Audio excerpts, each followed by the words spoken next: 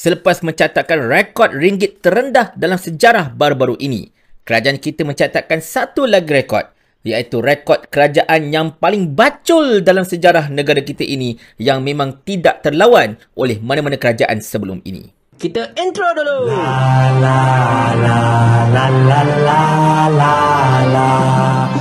Assalamualaikum warahmatullahi. Jujur saya katakan, kerajaan kita pada kali ini ialah kerajaan yang paling takut dengan suara rakyat, yang paling bacol serta yang paling kuku besi.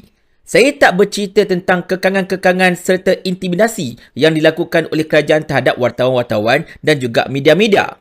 Saya tak cerita juga tentang amaran Fahmi Fadil, betapa akan datang radioka dekat rumah kita, ketuk rumah kita dan sebagainya kalau kita komen yang pelik-pelik. Saya juga tidak mahu mengulas berkenaan dengan kod etika kewartawanan yang baru yang telah dibentangkan oleh Fahmi Fadil baru-baru ini, yang dilihat sebagai salah satu cara lagi untuk menyekat kebebasan bersuara serta kebebasan media.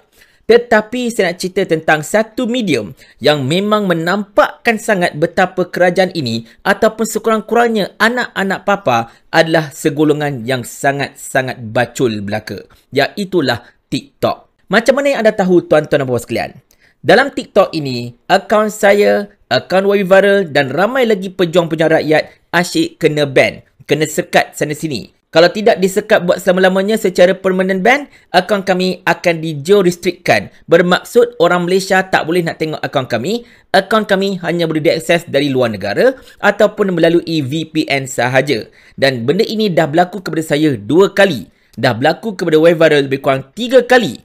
Dan kali terakhir, benda ini berlaku lebih kurang 2 hari lepas, iaitu ketika akaun YB Viral 05 telah di-geo-restrictkan oleh pihak TikTok. Tak boleh tengok dekat Malaysia lagi dah.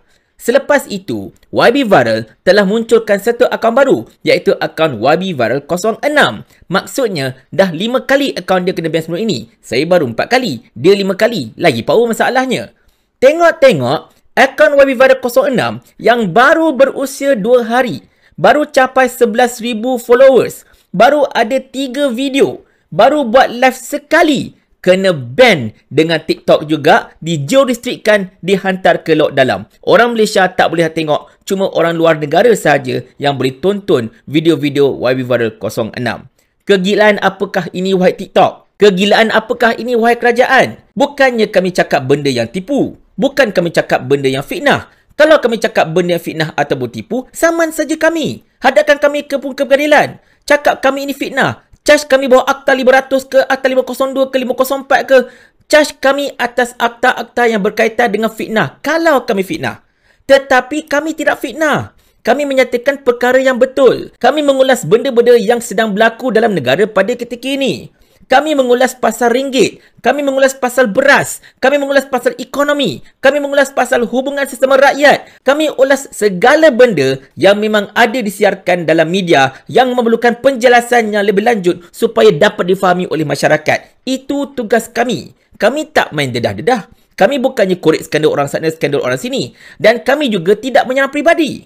Yang kami buat hanyalah mencerahkan isu supaya rakyat lebih faham tentang apakah perkara yang sedang terjadi dekat negara kita ini, dan yang paling penting sekali, rakyat faham betapa ketika ini kerajaan sedang melakukan perkara yang entah apa-apa yang langsung tidak bertepatan dengan aspirasi mereka ketika menjadi pembangkang. Itu sahaja. Akaun YB Viral 05 telah disekat kerana bersuara berkenaan dengan isu beras madani. Akaun YB Viral 06 ni pula telah disekat kerana bersuara berkenaan dengan kejatuhan nilai ringgit. Itu belum lagi kami cerita pasal HSR, pasal projek HSR yang telah diserahkan kepada swasta dan khabar-khabarnya Berjaya Rail yang bakal dapat tender tersebut. Dan benda ini sepatutnya, projek sebesar HSR ini ataupun High Speed Railway, benda ini sepatutnya projek kerajaan, bukan projek swasta. Bila projek swasta, interest akibat daripada pinjaman untuk menjalankan projek ini akan jadi 7-8% macam tu.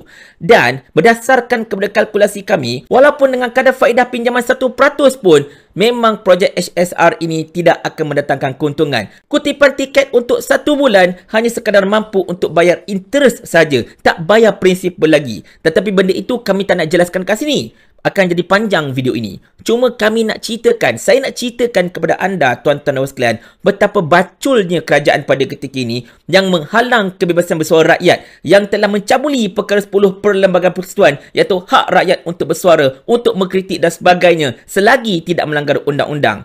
Mereka tahu, mereka tak boleh ambil tindakan ke atas kami, ke atas pejuang-pejuang rakyat ini, kerana kami tidak melanggar apa-apa undang-undang. Kami tidak memfitnah, kami tidak menghasut, kami hanya mencerahkan isu untuk rakyat. Jadi apa yang mereka buat? Mungkin dengan intimidasi terhadap TikTok telah bertindak untuk geo-restrictkan akaun kami. Akaun kami tak dapat ditonton dekat Malaysia, hanya dapat ditonton dekat luar negara ataupun menggunakan VPN saja. Tetapi adakah ini akan membuatkan kami diam? Adakah ini akan membuatkan kami patah semangat?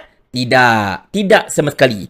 Kami akan terus bersuara sampai kerajaan ini tumbang ataupun sampai kerajaan ini buat kerja dengan sepatutnya. Selagi kerajaan ini tak buat kerja dengan sepatutnya, kami akan terus bersuara untuk menekan kerajaan ini agar mereka benar-benar buat kerja, supaya kita tak nak satu hari nanti rakyat akan berkumpul bertanyakan soalan ini kepada pemimpin-pemimpin kerajaan. Biar ada reti sebab bacul sangat. Mau tak tuan hamba kalau hamba kirimkan ke akhirat?